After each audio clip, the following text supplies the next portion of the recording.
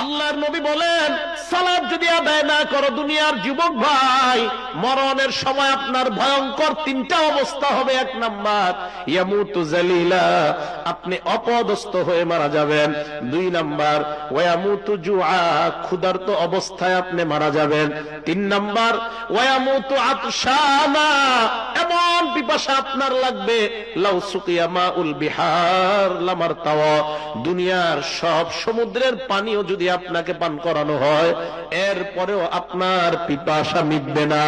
আবার আমি বলছি, নামাজ যারা আদায় না করবেন, এক নাম্বার দুনিয়ার মধ্যে মারা যাওয়ার সময় অপদস্থ হয়ে মারা যাবেন। দুই নাম্বার, ক্ষুধার্ত অবস্থায় মারা যাবেন। তিন নাম্বার, এমন পিপাসা লাগবে দুনিয়ার সব সমুদ্রের পানি পান করাইলেও আপনার পিপাসা মিটবে না। এবার আপনাকে কবরে রাখার পর ইয়াদিকুল কবরু আলাইহি,